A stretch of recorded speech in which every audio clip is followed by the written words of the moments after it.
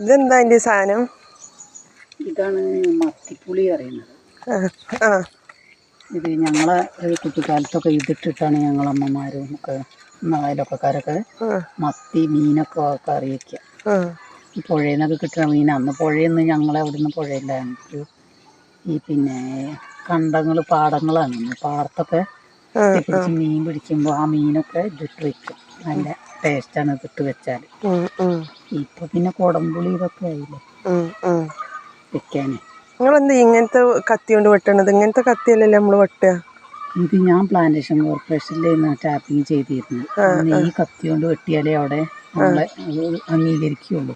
മറ്റേ കത്തി കൊണ്ട് വെട്ടിയാൽ ഞങ്ങൾക്ക് പാല് കിട്ടൂല എന്നാണ് അവരത്. നമ്മളവിടെ നാട്ടിൽ ഈ കത്തി കൊണ്ട് വെട്ടണം, അല്ല മറ്റേ കത്തി കൊണ്ട് വെട്ടണം, അല്ലെങ്കിൽ ഇവരും അംഗീകരിക്കില്ല.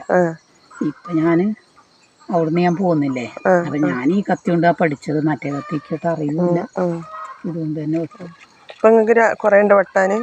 2-3 ഐറ്റംസ് തോട്ടത്തിലുണ്ട് വെട്ടാൻ. അപ്പം അത് വെട്ടും. ഒരു മരം വെട്ടണതിന് എത്ര റുപ്യ? ഒരു മരം വെട്ടണതിന് അങ്ങനത്തെ ഇതൊന്നുമില്ല. 2 ഉള്ളുണ്ട്, 1.5 ഉള്ളുണ്ട്, 1 ഉള്ളുണ്ട്. ചെറിയ ചെറിയ ആൾക്കാർ 10, 25, 30 എണ്ണമൊക്കെ വെട്ടാനുള്ള. അപ്പം നമ്മൾ അത്ര കണക്കൊന്നും പറയില്ലേ. വലിയ വലിയ തോട്ടങ്ങളിലൊക്കെ ആണെങ്കിലേ ഉള്ളു കണക്ക് പറയും. പിന്നെ ഒക്കെ പാവങ്ങളാണേ. അവർക്ക് പിന്നെ ഒന്നും കൊടുക്കാൻ കഴിയില്ല, വെട്ടാൻ അറിയൂല. അപ്പം നമ്മൾ പഠിച്ച പണിയല്ലേ. അപ്പം നമ്മളത് ഉള്ള സഹായം ചെയ്തു കൊടുക്കും. അതിനിപ്പോൾ അത്ര കണക്കാക്കിയിട്ട് വാങ്ങും ഇതൊന്നുമില്ല.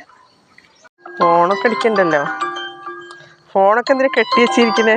ഫോണിൽ കെട്ടി വെച്ചതല്ല, ഈ ഇത് കൊണ്ടുവന്നപ്പോൾ. ഹലോ,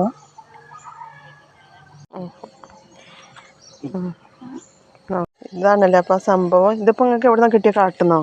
കാട്ടുന്നല്ലേ, ഞാൻ പോന്നപ്പോൾ അവിടുത്തെ പറമ്പിൽ നിൽക്കുന്നുണ്ട്. അവർക്ക് ഇതിനെ പറ്റി അറിയില്ലല്ലോ. ഞങ്ങളൊക്കെ ഇതിങ്ങനെ പൊളിച്ചിങ്ങനെ പച്ചക്ക് ഇങ്ങനെ തിന്നുമായിരുന്നു കേട്ടോ. അതെ, പച്ചക്ക് തിന്നെ ഞങ്ങൾ കുട്ടിക്കാലത്ത്. ഇത് പുളി അന്ന് ഉപ്പ് കിടലൊന്നും ഞങ്ങൾക്ക് അറിയില്ല. ഞങ്ങൾ ഇതിങ്ങനെ